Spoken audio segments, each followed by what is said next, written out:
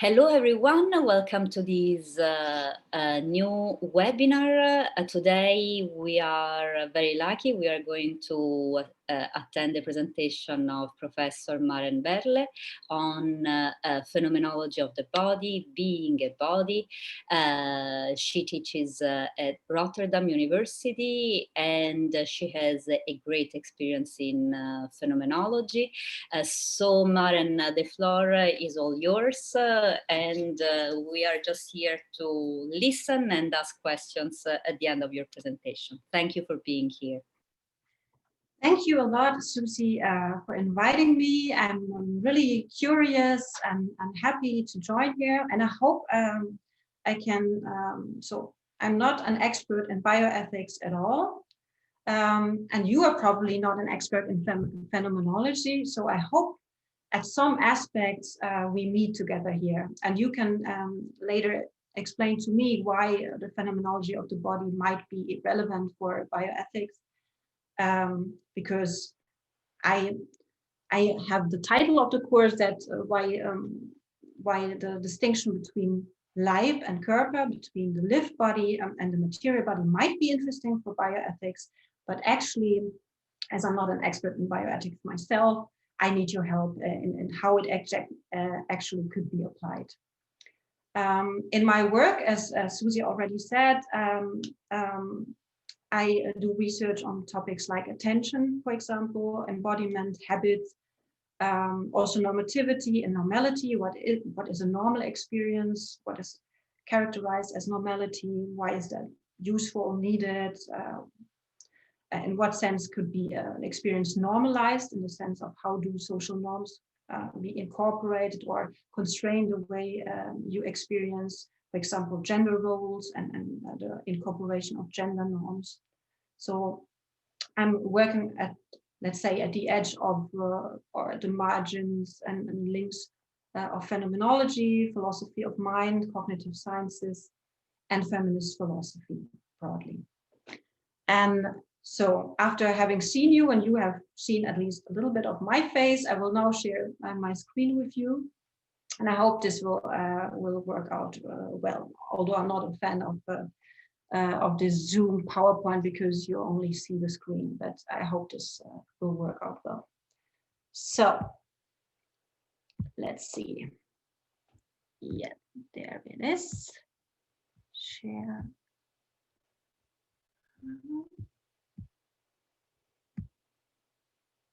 Yes.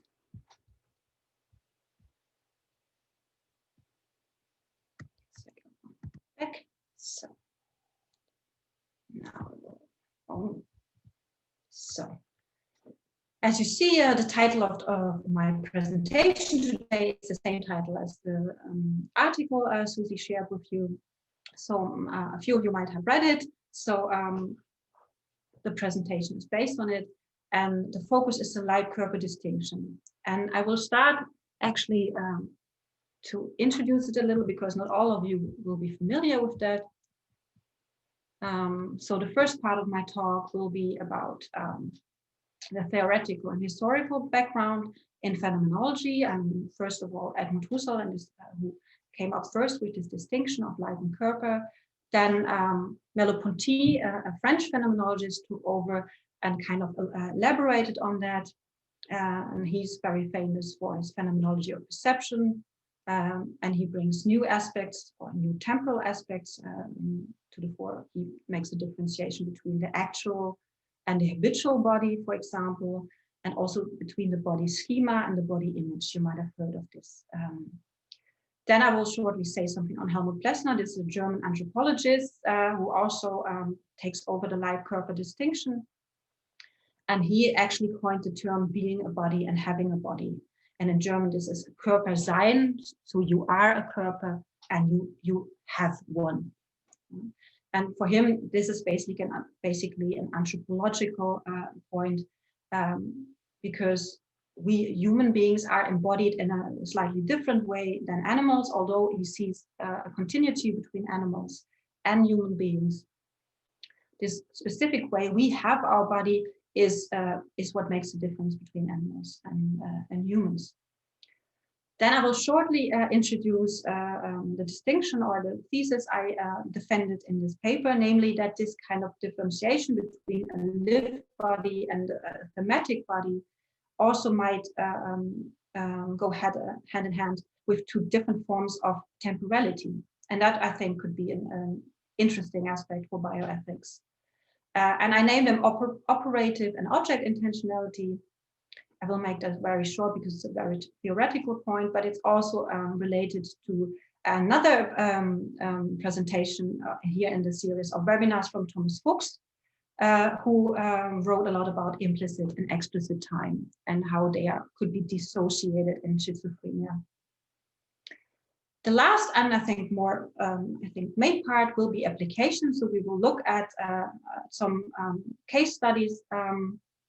I also described in the paper, how could this difference between having a body and being a body, and that goes along with different experiences of temporality, help to describe experience of pain or torture, also experiences of aging and how we should handle aging, or how we should kind of engage with old age people, or with handling our aging ourselves.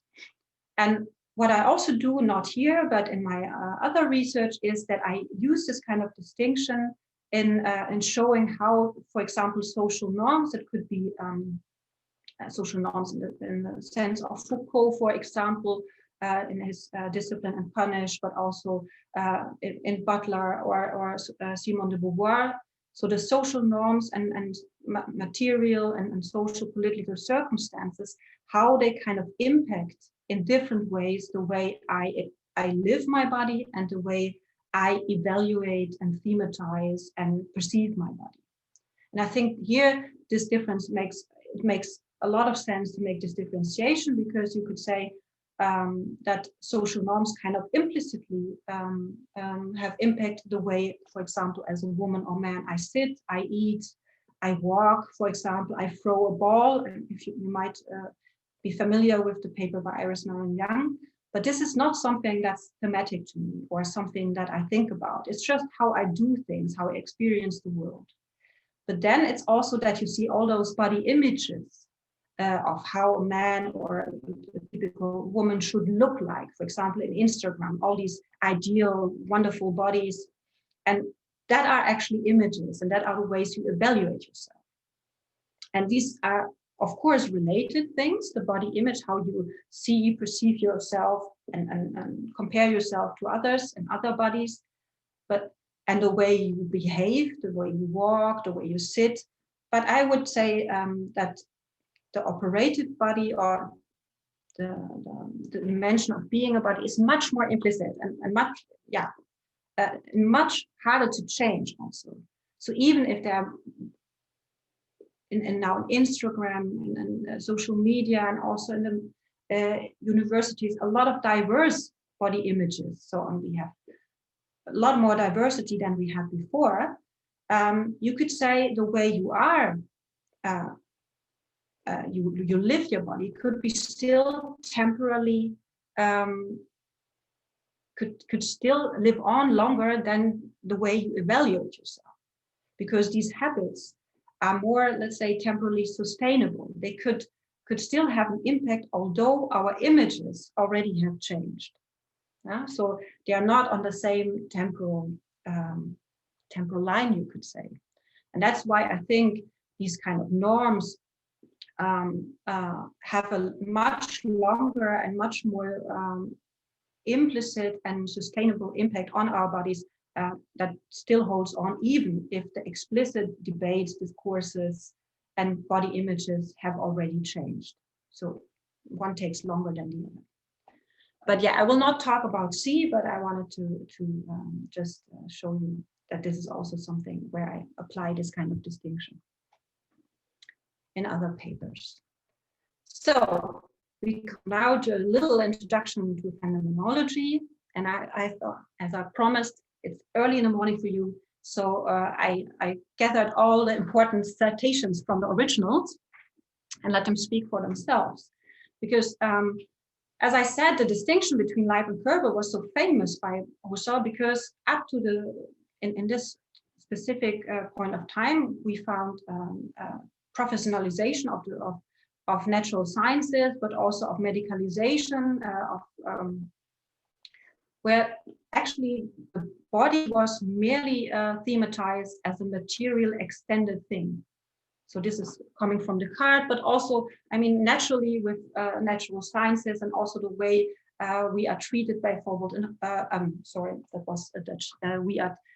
You treat the body in a hospital because, yeah, if you break your arm, you have to objectify your arm in order to cure it. So you naturally fragmentarize and objectify the body if you want to treat it in a professionalized hospital, for example.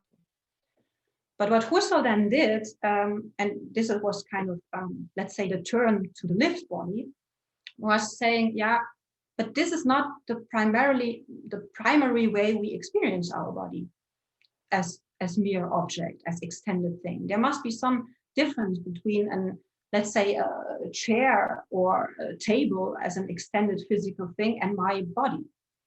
It seems pretty obvious, but actually back in the days, it wasn't so obvious in philosophy. So what he did is saying, okay, he's kind of showing us to us how we can come back to these two aspects of our body as extended physical objective thing, but also as subject of perception. And I think this is very nicely illustrated in this citation coming from Ideas 2. It's an introduction into phenomenology. Husserl wrote a lot of introductions into phenomenology because he was not very good in introducing his own method. Still here, he comes up with the term Leib.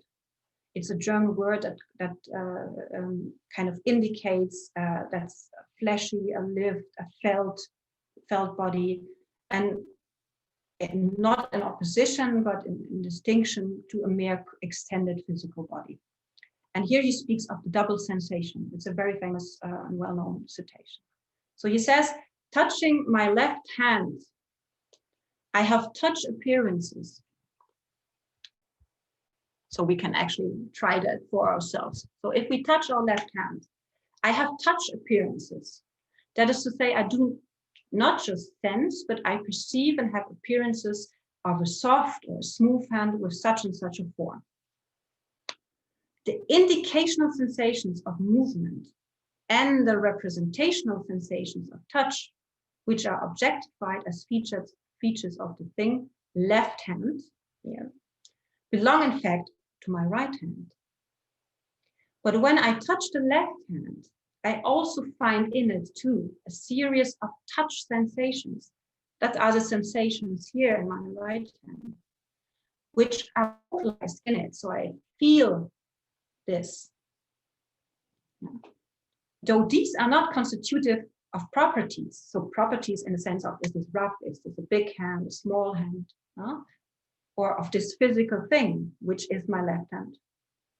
If I speak of the physical thing, left hand, then I'm abstracting, he says. So this is a secondary move. I'm abstracting from these sensations I have here, that I feel my own hand. If I do include them, however, then it is not that the physical thing is now richer, but instead it becomes body with a capital B, lived body. It becomes body, it senses. And this is actually the difference of our body with all the other extended physical things like a table, because I can feel a table and I can feel if it's rough, smooth. I have a very nice table here. It's a vintage, very old one. Yeah, but the table does not feel me. So when I feel myself, I have here localized touch sensations and I have here representative sensation as they represent my left hand and its roughness and properties. And how the nice thing of the citation is, however your attention changes, you can both have your body as an object and experience yourself as subject. And this is actually, it's not that you yeah, actually it's some kind of transcendental move that you can, Husserl says, you constitute your body in a double way. You know you are the subject of all your experiences, and here you actually see that you are experiencing, but you can also have yourself always also as an object. And that's when you take the one side of it, let's say attitude, attentional attitude is the subjective. If you take your broken arm and want to, you're really angry about it, or here I'm a runner and I cannot run at a time, so I really address my right leg as an object at a time. So that's a very different way of addressing myself. And this goes along with two kinds of attitudes or two kinds of perspective. And this is also a very nice citation where you find that. So you can view yourself from within, so to say, but also from without. So viewed from within, in the inner attitude, the body appears as a freely moving organ by means of which the subjective experiences the external world, just the body through which you experience. Furthermore, the body appears as a bearer of sensations, thanks to the intertwining with the rest of psychic life in its totality. It appears as forming with the soul a concrete unity. So you experience yourself not as a fragmentary thing, but normally as a unity and with which you relate to the world. Approach from the outside. So when I'm angry about my injured leg or about my body form or whatever, in the outer attitude, the body presents itself as a reality sui generis. That is, on the one hand, as a material thing of special modes of appearances, a thing inserted between the rest of the material world and a subjective sphere, a center around which the rest of the spatial world is arranged, and as being in a causal relationship with the external world. On the other hand, the body appears at the same time as a turning point, where the causal relations are transformed into conditional relations between the external world and a bodily psychic subject. So this is actually from without, you are part, you are a thing in relation to other things in the world. And this is actually the turning point, that both sides, the within and from without, must actually necessarily be intertwined. So to summarize, you could say, if you look at your life or the lived body from within, you find a felt body, you find proprioception, it's a field of sensings, it's a moving, you have kinesthetic capacities, it's, as Husserl said, it's the I can. So I can run, I can have specific skills, I have practical possibilities. It's my 0 point of orientation. So everything is actually orientated around me. Something is on my left side, on my right side. So it's a very different spatiality than the objective spatiality, where you measure the distance between objects. But you are actually always the 0 point. It's a flexible perspective. I can move and go closer to a building or an object I'm interested in. So in this view, you are the subject of experience. But you are always already also a körper, a physical thing in a physical world. And you can approach that and you experience this. And then you extend it, you're visible to others, you're spatial, you can be moved if someone shoves you or puts you. You can be located in an objective space. You're subject to causal laws, of course. You can get a virus and get sick. You're an object of experience as well. But, and I think this was the point I wanted to emphasize in the paper, this distinction does not mean that are two different sides. It's actually, they are, let's say, better to be understood as a continuum. Yeah. So normally they are intertwined and you don't feel yourself either from within or from without. But they highlight two different aspects of embodiment. So it's the lived and the material aspects, but there must be necessarily intertwined, because if you would be not material, you could also not be seen, you could not be sensed, you would not have a place in the world. So the whole living body is nothing without the material body. So you could say phonologically, the emphasis is on the body as subject, on the lived body. And this is primary because, yeah, in order to feel my left hand or sense my left hand, there must be always the subject of experience. In order to have an object, a perceived object, you must presuppose a subject that has this object. So from the first person perspective, this kind of lived aspect is primary. But there must be, as I said, a necessary conjunction of lived and physical aspects. And I say that because there are some tendencies in phenomenology to overemphasize the lived body or the living body and kind of oppose it to a material body. But I think materiality is a really relevant point and actually is necessary in order to be lived from within. And that's why Husserl has coined the term Leibkörper, and he writes it together. It's a living thing, you could say, a thing that lives, that experiences itself from within. So as I also want to argue is that these kind of distinction refers to different forms of relating to the world and oneself. You could say if your operative or the subjective body, then you are totally absorbed in your actions. You are writing a piece, you are running, you are with your attention at the world, at the things you are dealing with, you sense. And the other one is the thematic body. So actually the Körper is the moment when you thematize yourself as body. No? So apprehended in its thing, materiality and causality. So it's, you can say, the perceiving body and your body as the one perceived. And I think, say, I have say one nice.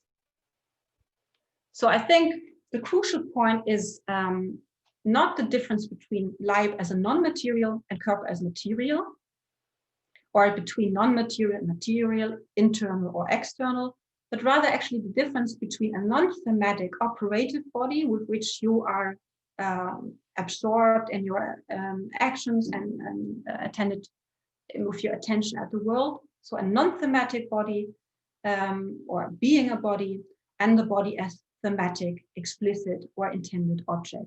I think that is what Husserl wanted to say with this distinction. He wanted not to in any way to deny the material body or say this is not, we are not material, or it's not primarily an argumentation against a sort of dualism. So this I think is key. Very shortly, Merleau-Ponty, I can really, it's Phenomenology of Perception is a beautiful book. It's really has a lot of sources, a lot of insights for any kind of bioethics. I will make it very short. Merleau-Ponty actually took this kind of distinction and phenomenology of the body from Husserl, and he kind of elaborated it. He made it really concrete.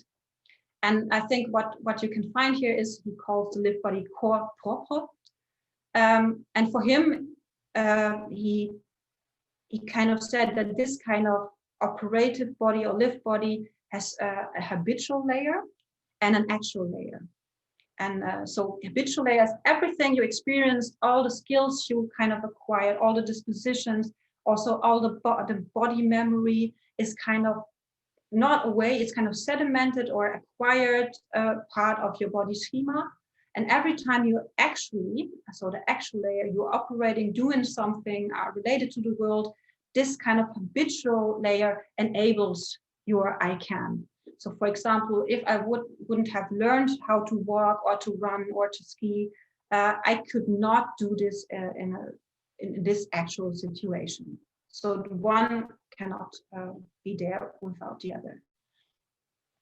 And that's why he took these two concepts, body schema and body image, from the psychology of his time and kind of developed or complemented it and transformed it into a notion which is also inspired by Gestalt psychology.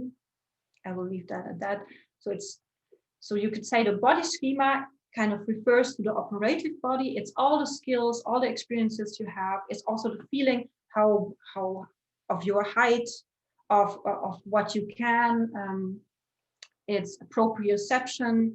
So his example is, for example, if you wear a hat with feathers, you kind of integrate that into your body schema, and you know exactly if you're fit through the door or if the door is high enough for you.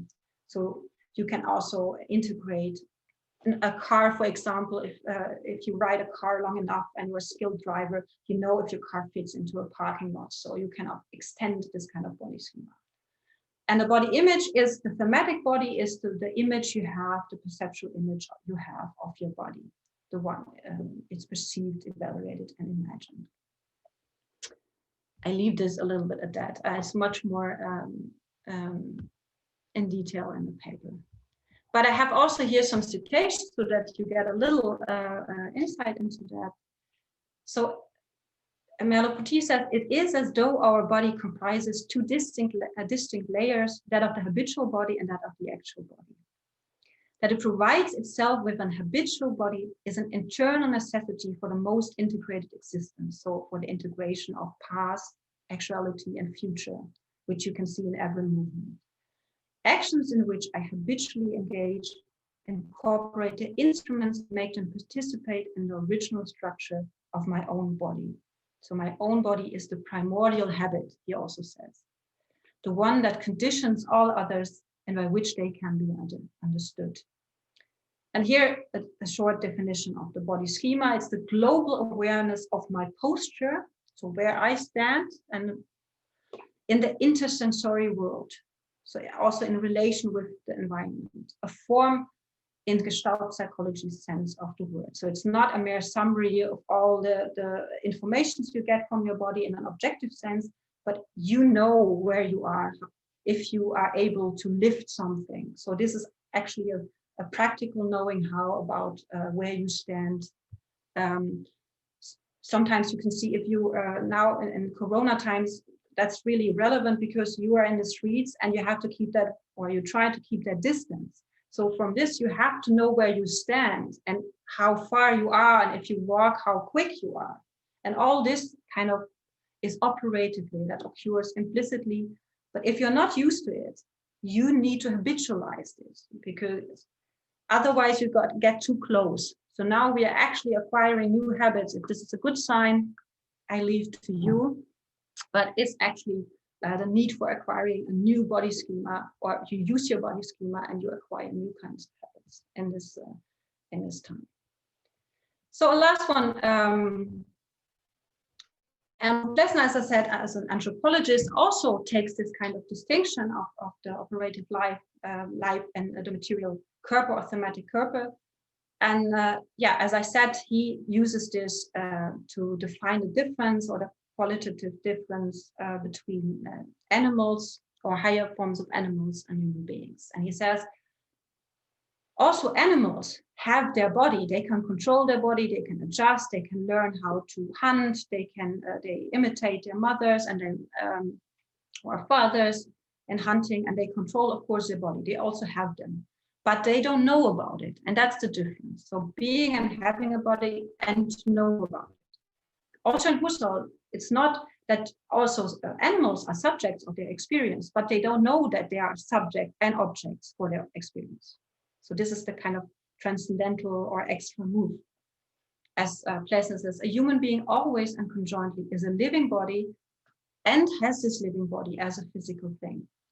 And you could say, and that's how he makes this move from plants to human beings, plants merely live, whereas animals and humans undergo experiences, and humans, in contrast to animals, however, can also, you could say, experience their experiences.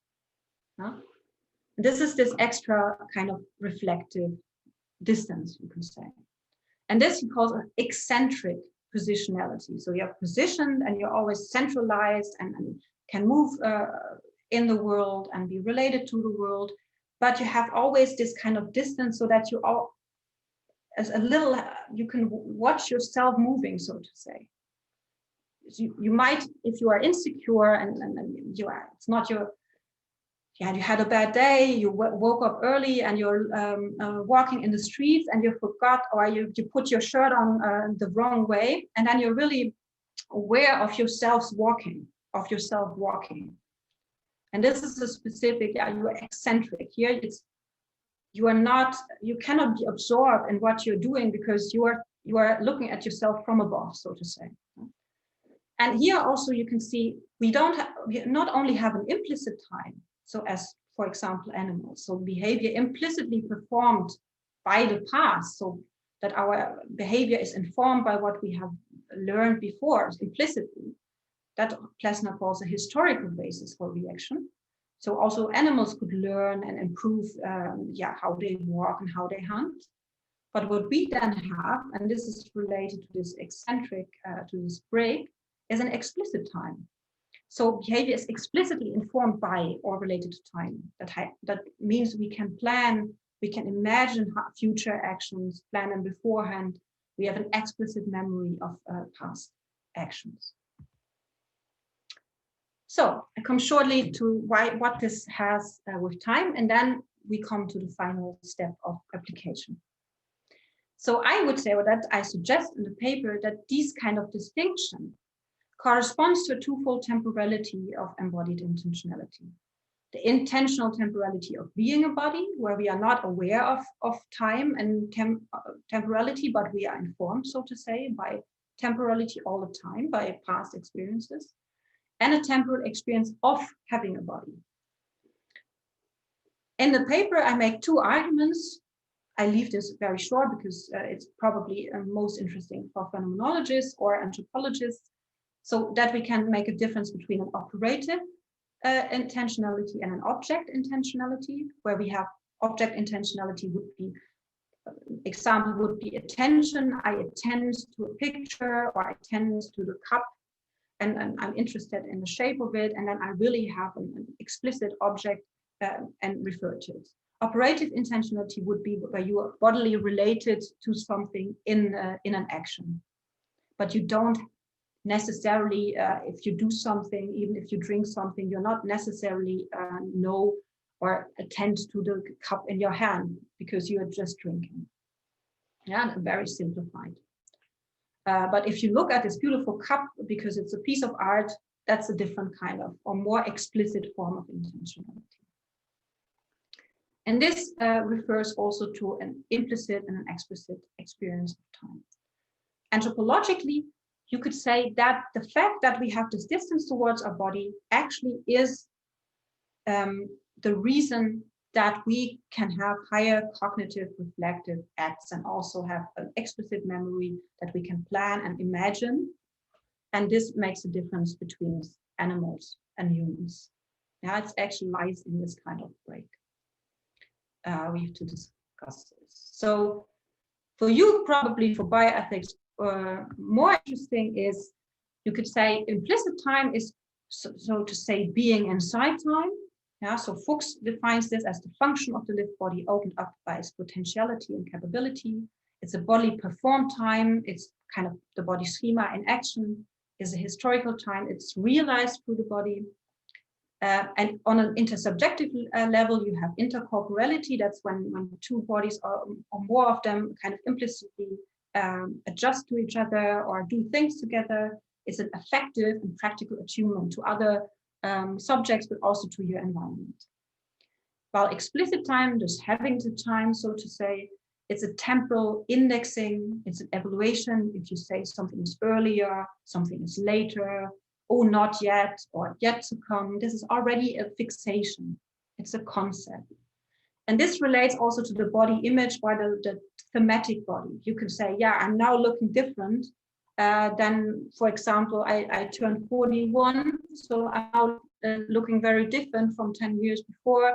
I can evaluate my kind of running skills, for example, and then I have a really explicit experience of time and also of my body in time, so to say. And in intersubjectivity, you could say we explicitly communicate about time when we meet. It's long gone since we met, or I haven't seen you for a long time. No? And a very good example, I think, is stumbling. So from implicit to explicit time.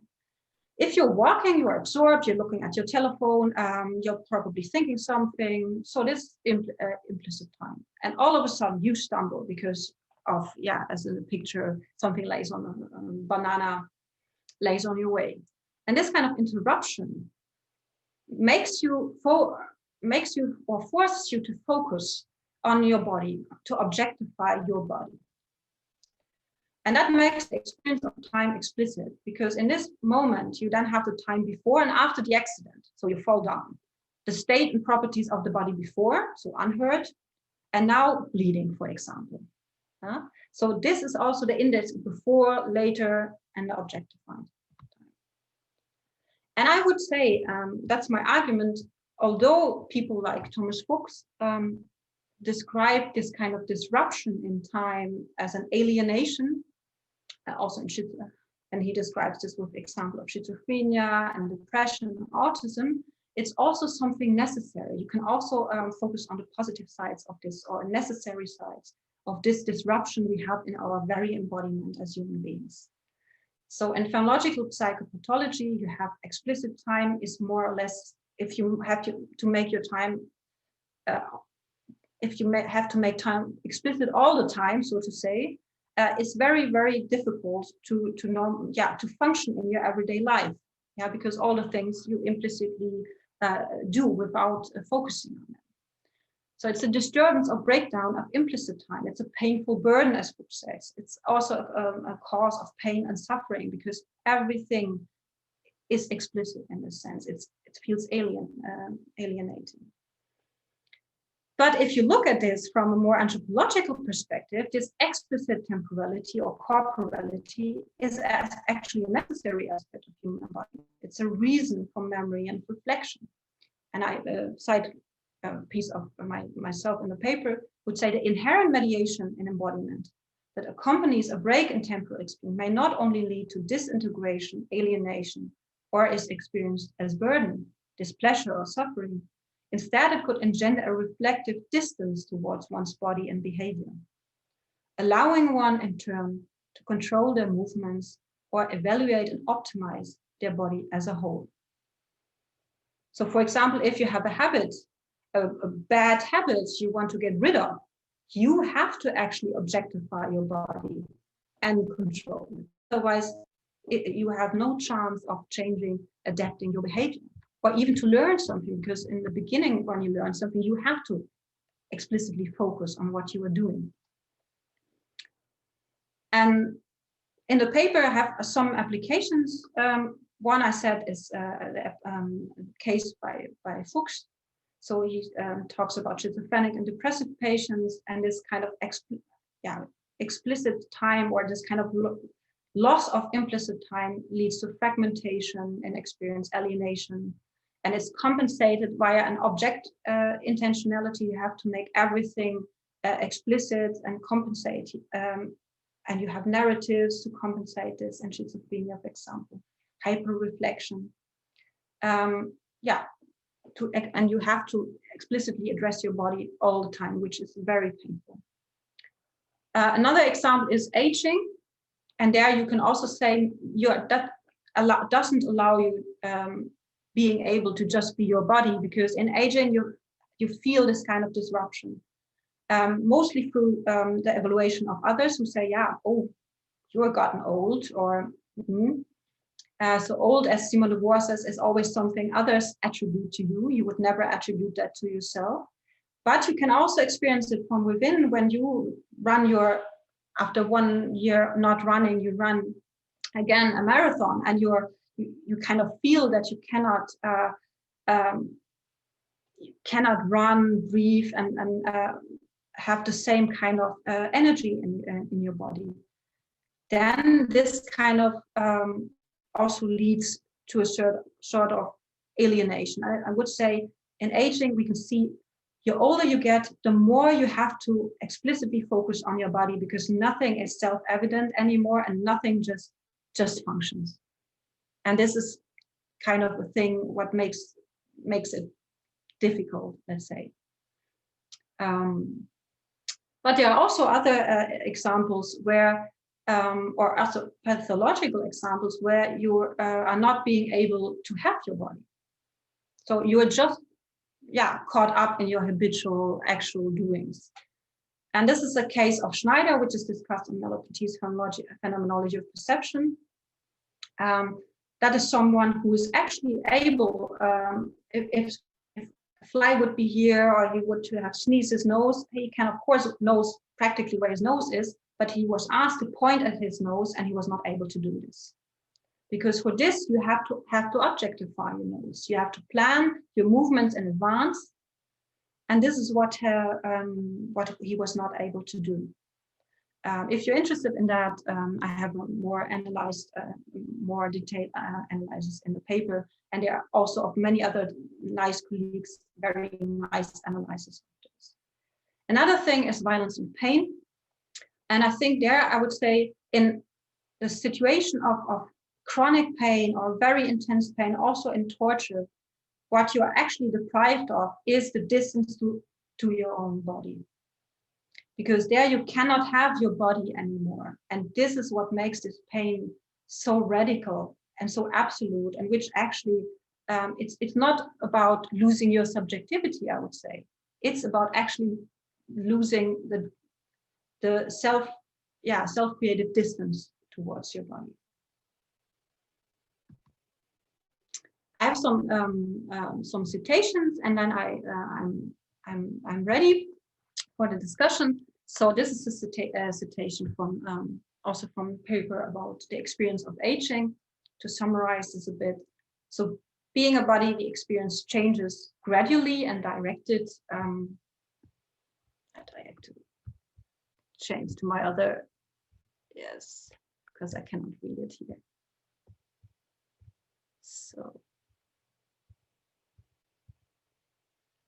So being a body, we experience changes gradually and directed to the environment. Only from time to time do we in fact attend to our bodies. For instance, when our embodied being has been physically disturbed or requires habitual adjustments, or when our appearance is brought to our attention through others' gaze or the presence of a mirror.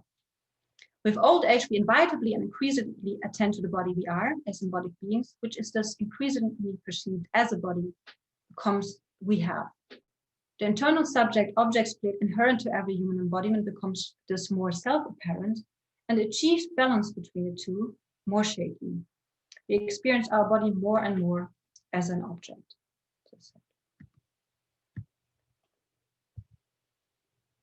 Here,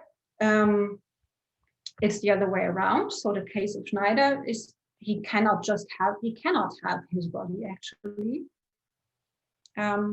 The ability to perform abstract movements properly requires certain planning and adjustment of one's movements and to project one's movements into the future. This requires a distance from the operational doings of one's body. Apart from a body schema, one needs a body image to know where one's nose is, explicitly know. To anticipate or have an explicit future as well as a path that can be remembered, one needs to be able to actively objectify their body. This opportunity is what Schneider supposedly lacks. And the last example, as I said, of pain, which might be the most relevant to bioethics, is actually in this intense pain. I would say you are actually caught in your body and cannot objectify it in let's say in a good way anymore. With intense and chronic pain that extends all over the body and is thus not easily locatable anymore, this objectification is increasingly impossible. In such situations, we are our pain, so to say, and we are unable to grasp or indeed have it anymore. In such cases of intense pain, we are not only unable to distance ourselves from our body and make it the object of our intention, but we also lose our directedness towards the world, and in turn, intentionality in the strict sense. because intentionality is always a relation, and a relation kind of presupposes some kind of distance. Reduced entirely to our being a body, we lose our body's disclosing meaning and functions. We are hence reduced to the body as a mere field of sensation, and just thrown back on the materiality and vulnerability which is accompanied by it. So a radical subjectivation, I would call it. And this is related to these different layers of being a body and having a body, and which is related to temporal dissociations or temporal different ways how we experience time and ourselves. So one last citation, and then I thank you for your attention. So you can see, yeah, torture, that's of course a radical example, seems to objectify the victim in a radical sense, thereby depriving their victims of subjectivity. These victims find themselves in an entirely alienated situation where their being a body is reduced to a mere passive receptivity. What we lose is the ability of having a body. The victim of torture is deprived of the ability to actively objectify herself. Torture can thus be described as radicalizing the subjective dimension of embodiment. Through such a radicalization, the victims lose any distance to their bodies, and thus the possibility to imagine, reflect, or control them, and along with that, their pain. Yeah, thank you very much for being here and for having me. Thank you, Maren. A virtual applause from the audience on behalf of all of us. Thanks for this wonderful presentation. Thank you also for having unfolded, the connection between bioethics and your subject while you were talking. You made it clear how a reflection on being on this continuum, right? Being, having a body is important to well-being. There's Kate Toombs, which is one of the cornerstone of Phenomenology of bioethics, writer, who shows, for example, how important it is to consider this relationship of Körper and Leib when we talk about diagnosis. A patient who receives an important diagnosis is, as you were saying, in an implicit time that crashes on the explicit time in a very strong way. So that moment that is for the other person just, for the doctor, just 2 minutes in which the diagnosis is being presented, is for the patient something that will remain there forever. So I think that there are plenty of phenomenological reflections, discussions that are quite useful when we consider, bioethical themes that have to do with the well-being, a sustainable survival of the species, and so on. So thank you very much for your great presentation. I open the floor now to your questions. You can write your questions on the chat and we'll read them, or you can just take the floor. For my students, if you need to go 9 sharp is okay, no problem. I will leave the floor open for other 10-15 minutes anyway. All right.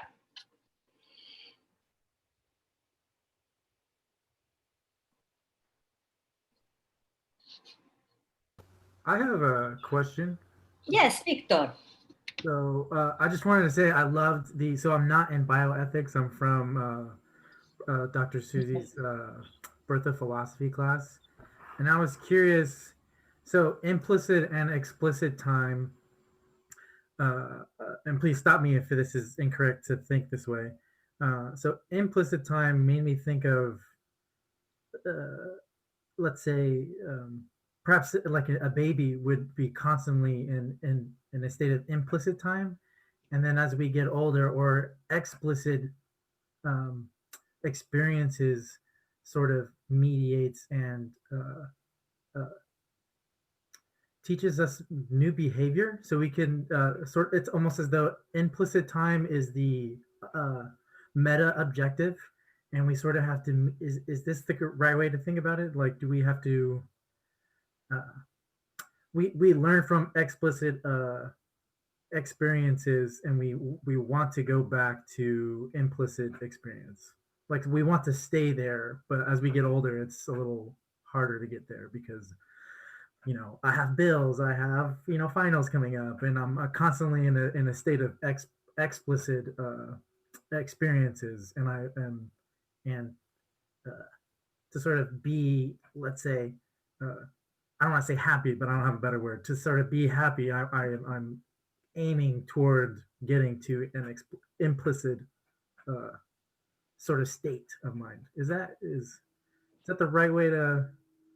I don't know if I'm sort of twisting any information, but No, I think it's not important if this is the right way of thinking, but so it's the right way of thinking if you can do something with it, at least if in the perspective of bioethics. And I think this is exactly, so we have all this kind of magazines like Happiness and Flow, and as it seems there's a big longing of getting into the flow of into this kind of absorption, get absorbed in what you're doing, meditation, awareness.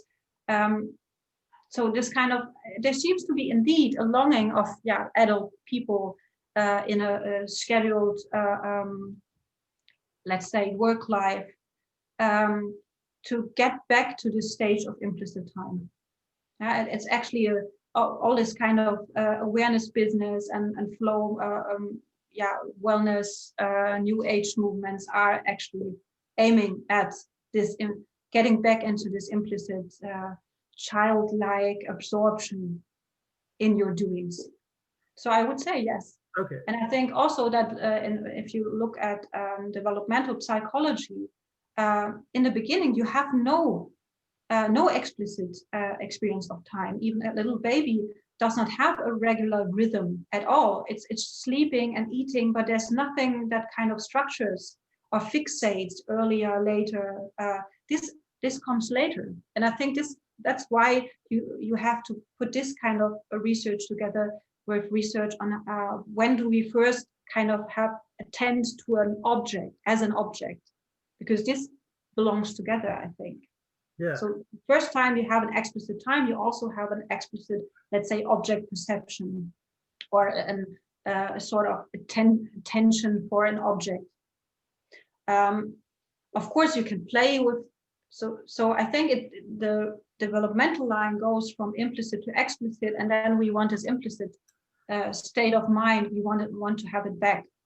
But I think you have this kind of, as I said, in pain, but also in aging, you can describe it phenomenologically.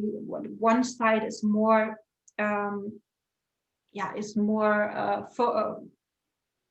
is more dominant than the other. But I think as human beings, we can never be only be a body. So in the same time, we are never merely a body or a corpor or a physical thing. We always live it. So these are just two poles, two very radical poles. Just be absorbed and not explicit anymore, and just be this kind of total explicitness that are just, let's say, limit situations. Right. So can I have a really quick follow-up question? So because let's say if I have work to do and I need to be explicit, implicit behavior can come back to haunt me. Let's say if I had too much fun and I was drinking all night, I lost track of time. In this case, like you're saying, we have to use both. They're both are important. We have to walk a fine line, and sort of learn how to use the two. I think it's all, I would say it's about the balance between the two, and it's also about what you want to do. I mean, it would be very unuseful, and if you do your everyday doings, if you would be too explicit. I mean, that would be pathological. But if you cannot focus or make things, your habits, explicit at all, this would be also a pathological, or very, let's say, you don't have to pathologize it, but it would be very useful, very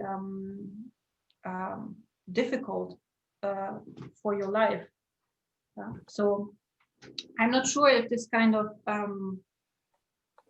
if we should long for an absolute absorption in doings. It's just a very maybe it's I think if you have this when you write a piece and then all of a sudden you're just writing, it feels very good, but it's just, I would say, you have to decide to make a difference between the actual states and the way you describe it. And I think some of these states in the description, you can make the difference between it's more implicit and it's more explicit, but the actual action is, you always have both, maybe one more than the other, but this distinction is a descriptive distinction. It feeds, right? Like we need implicit. I see. Oh man, that helps a lot. Like muscle memory, implicit, like you were saying. But yeah. Okay. Thank you very much. Thank you. Great talk. Thank you. We have a question from Harry in the chat. He was asking how you would incorporate a conceptualized trauma within a phenomenological framework. He writes, it strikes me that the experience of trauma does not appear to be a purely mental psychological state, but extends to bodily habits also. Thank you, Harry, for joining us. I will try to answer your question, but I say in advance, I mean, I think Thomas Fuchs or other people busy with phenomenological psychopathology, as Joseph Panas, for example, Luisas, many others would give, and there are also psychologists and psychiatrists, so you might want to look into their work. My quick answer would be, of course, a trauma is related as a phenomena to habit.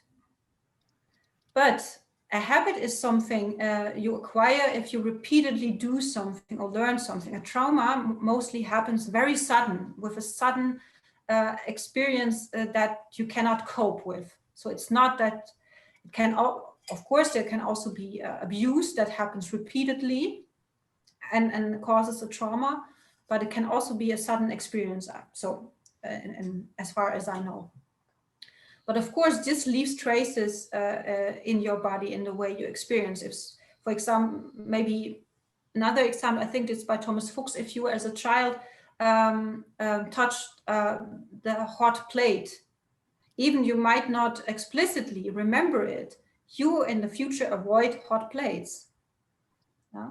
And it might be that a trauma is a kind of, you could explain it as a certain kind of trace in your body or a implicit,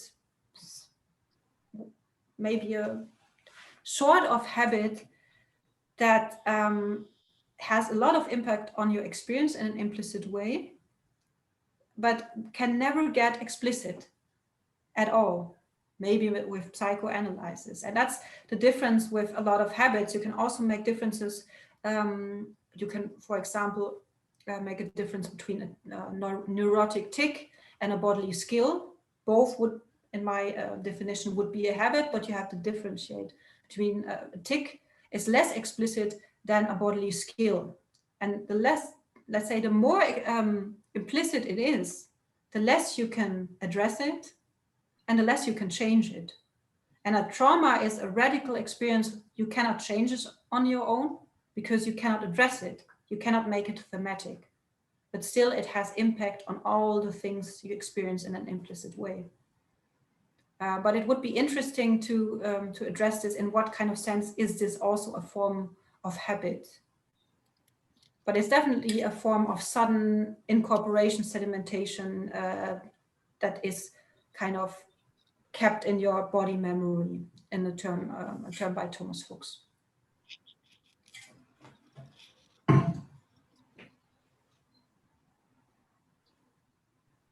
I have a question, if that's okay. Sure, absolutely. So given all this information, especially with implicit and explicit experience, do you know any types of therapy that have derived from knowing all this? Can you repeat your question? And sorry. Maybe no worries. No worries. With all the information that we learn especially with implicit and explicit experiences, do you know any types of therapy that have been derived from these two concepts? I don't know, because the paper, my paper was published last year, so it's not very, so it would be, so I don't think that all the psychiatrists and psychologists have read it and came up with a therapy, but I'm sure there are a lot of therapeutical approaches which go in a similar direction. And I would say that Thomas Fuchs, also that's the one I know, he in Heidelberg, he has a certain kind of therapy where I don't know the name actually, maybe Susie can help me, but it's a somatic therapy, because so he kind of video films patients and they talk about their psychological problems, and it's videotaped, and then they look at how they analyze the bodily expression. And sometimes the bodily expression kind of is in opposition to what people are saying. For example, you say, yeah, I'm fine, but you actually find little tears running down the cheeks. And I would interpret that in my approach, that while the body still kind of is traumatized or kind of is in this implicit habitual mode, on the explicit mode, you're already somewhere else. But here you can also see a sort of dissociation between the body that actually somatically gives a totally different picture from what the person explicitly tells you. So that would be my first intuition.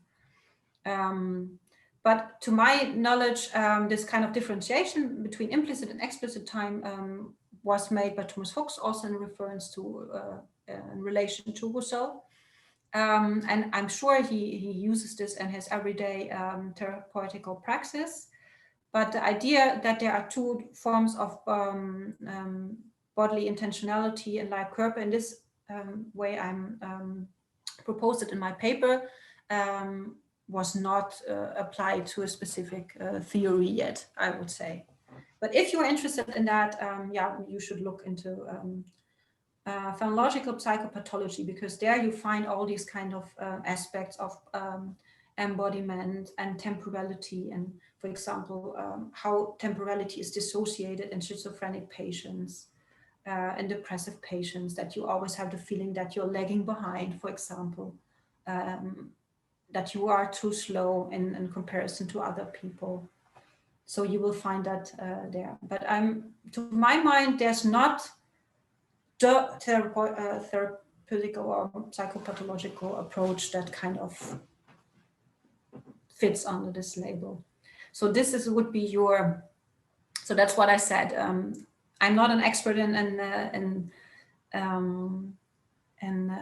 bioethics, but I'm happy if you can use some of these approaches, concepts, or insights and put them to use. Gotcha. Thank you so much.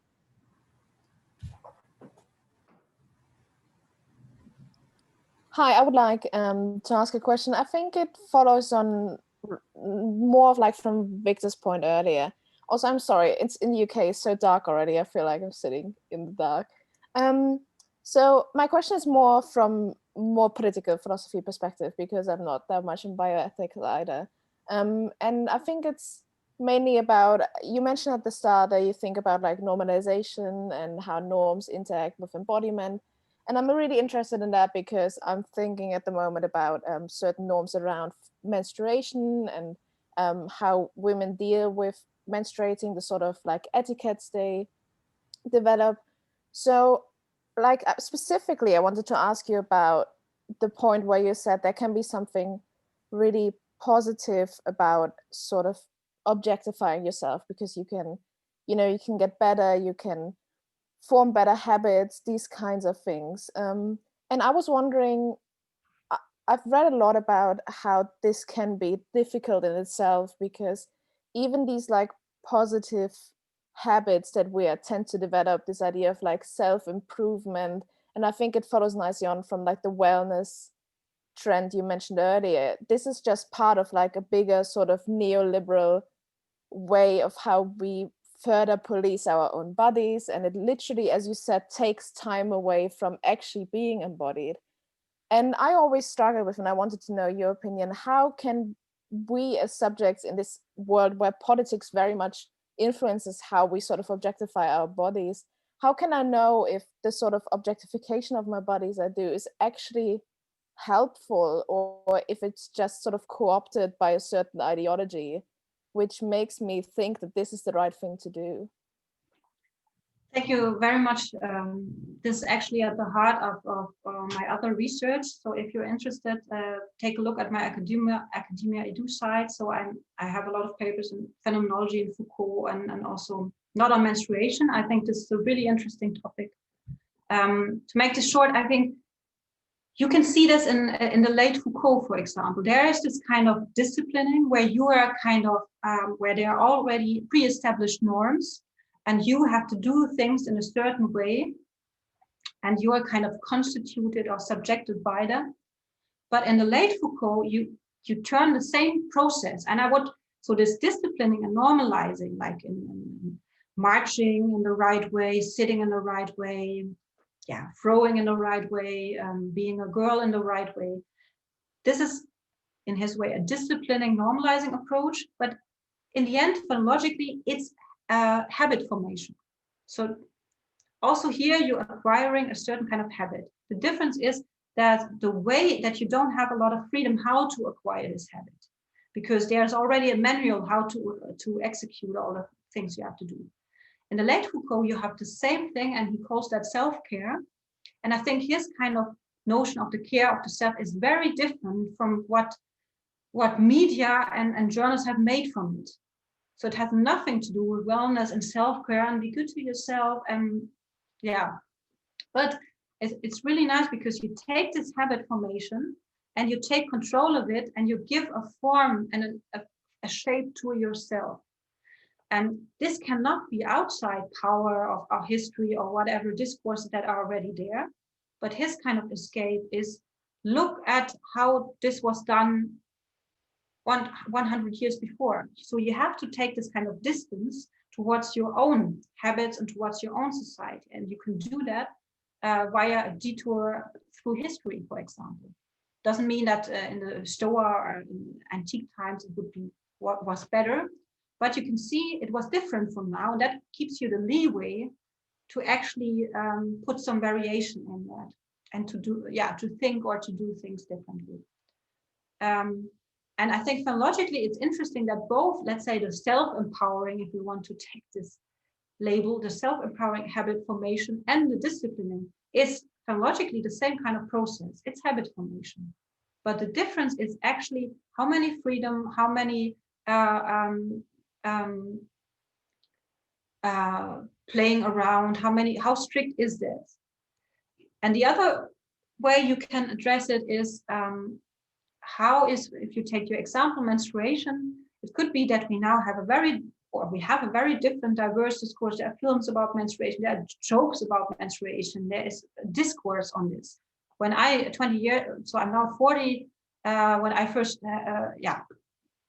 25 years from or 28 years from now, this was not discussed at all.